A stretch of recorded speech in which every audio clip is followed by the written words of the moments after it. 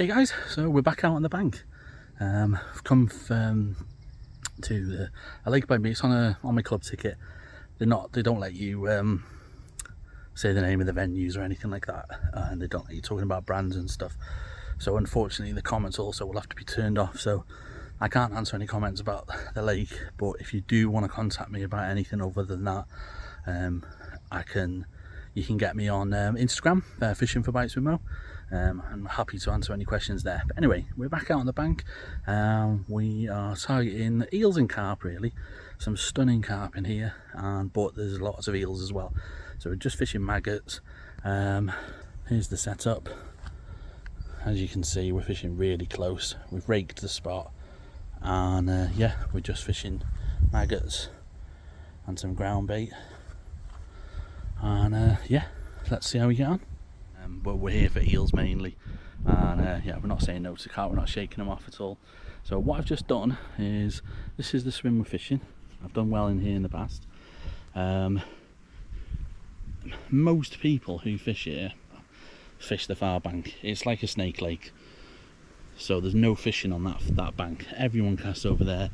Now I've done quite well fishing in the margins, so I'll put a little clip in now of me raking.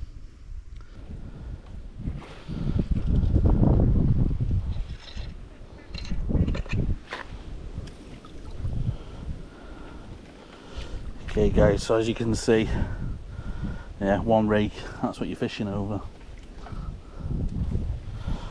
So obviously that's going to affect line lay. It's deeper than I thought there. Yeah, all them sticks.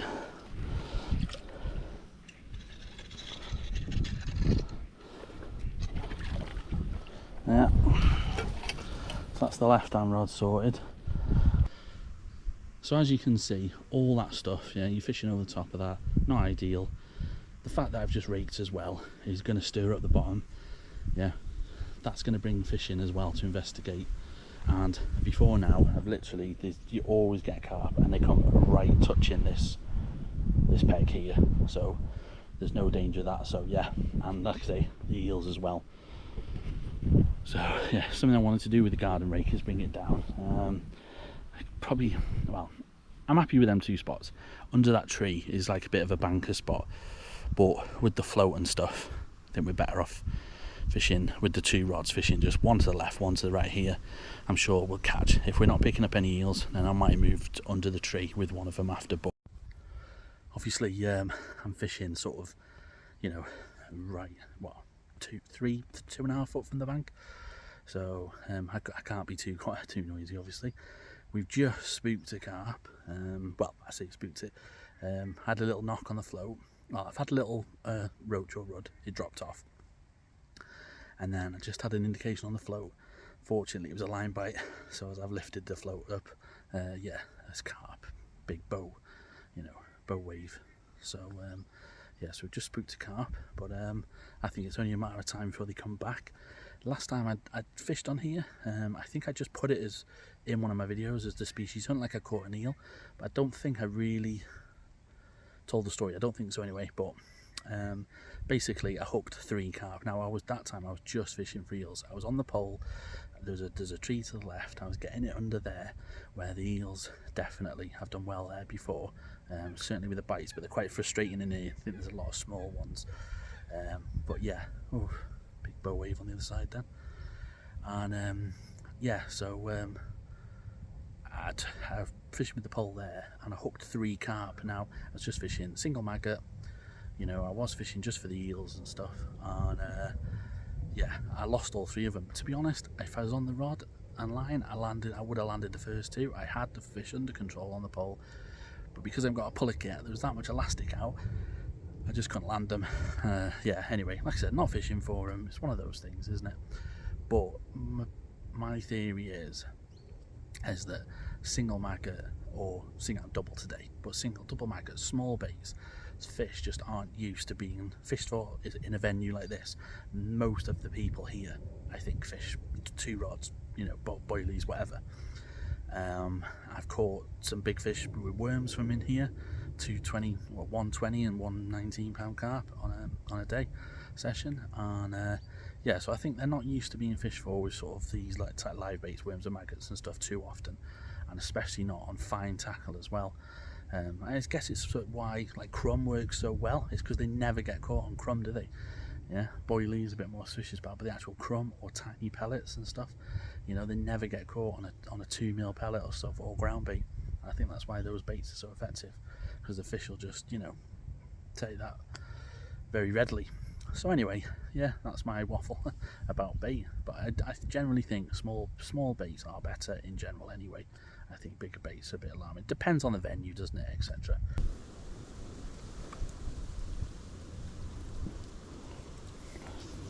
I think we've got our first eel.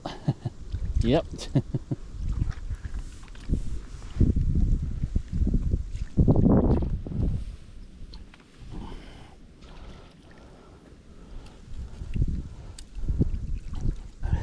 I mean, he is a swinger really, isn't he?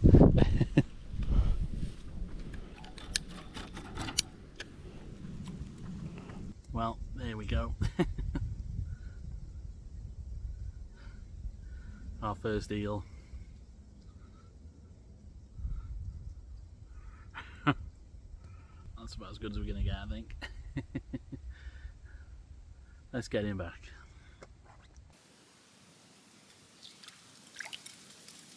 Second species of the trip, little rudd. So today's setup, got a pair of matching 12-foot power float rods with the matching reels, and quite a chunky float. 2 float stops, 2 number 4 stops, £6 straight through to a strong, because of the chances of carp, size 14 hook, and we've just got this little number 8 stop here. This is going to sit on the bottom. There's a bit of tow. It's just going to help keep it still on the bottom.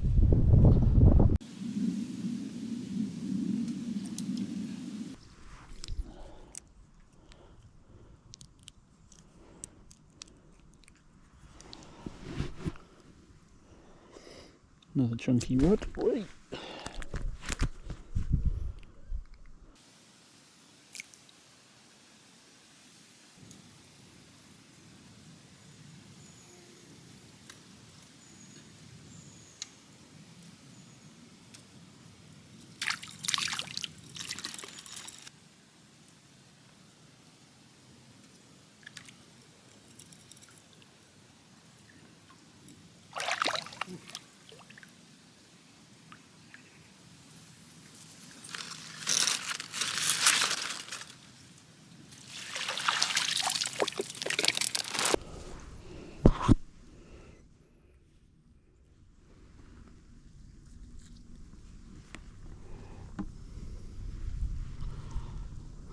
Look at the shape of that rod.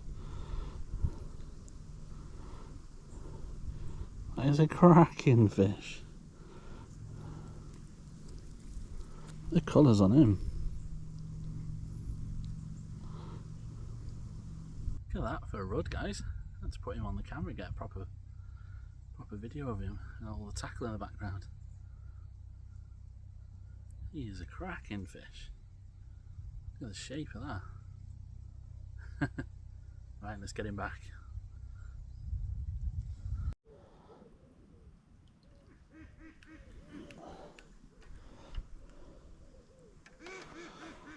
Well guys, it did go quiet, but we just had a flurry of bites. That's a cracking roach. Let's get him back.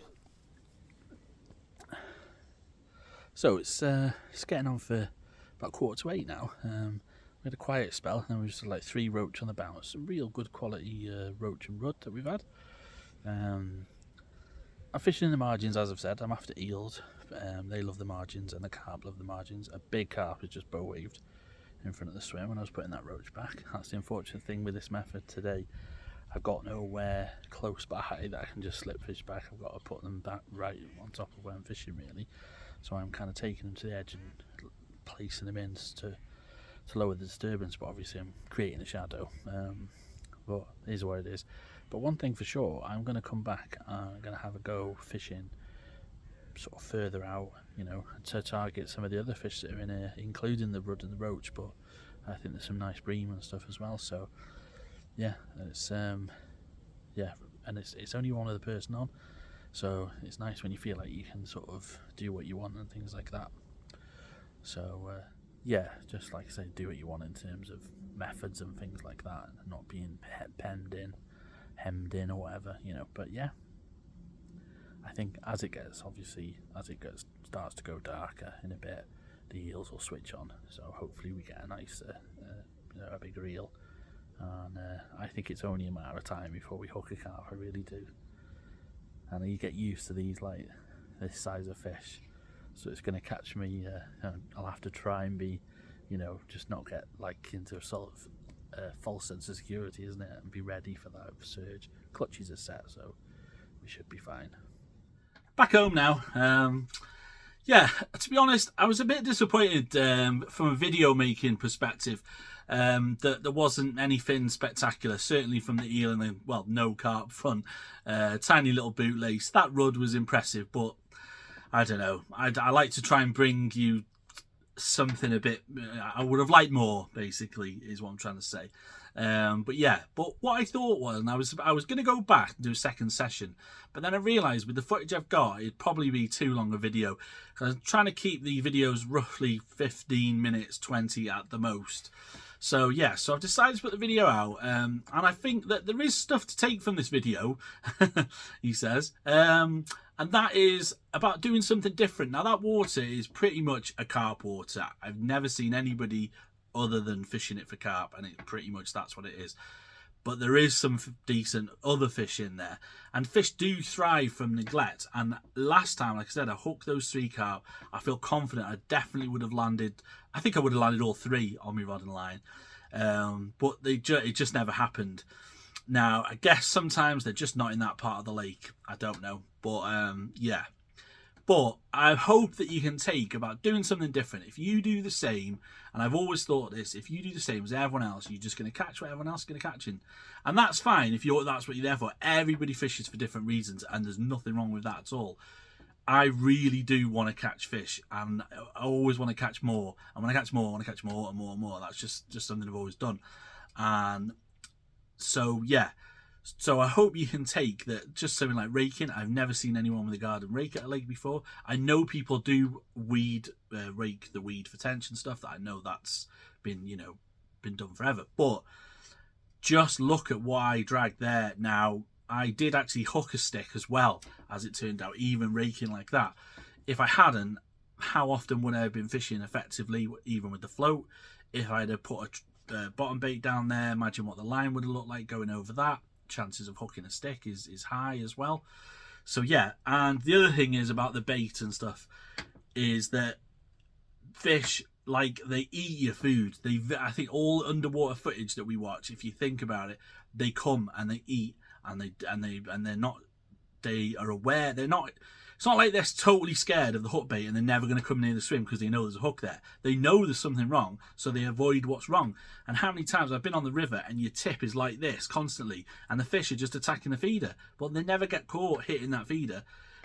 People have spoms, and the spoms are getting hit because they never get caught at the spom. Cordum have just brought out a new floating feeder, and I've seen footage of that, and they're attacking that, and they're knocking the baits out of it and stuff. So they're not frightened of anything that they've never been caught before. That's why I've been in my boat before now, a dinghy, and I have had a carp underneath me, and I felt the carp hit in my leg through the dinghy and stuff. They're not frightened of things that don't affect them in their life, if that makes sense. So yeah, so hopefully all the waffling is food for thought. And I certainly, that's what I'm like. I'm always thinking about it and stuff, and you're always trying to do something different. So yeah, hopefully there's something to take from this video. I am going to go back. I'm going to try and get some more. And yeah, I hope you'll join me in the next one. Thank you very much for watching. Tight lines in your fishing. Thanks, guys. Bye now.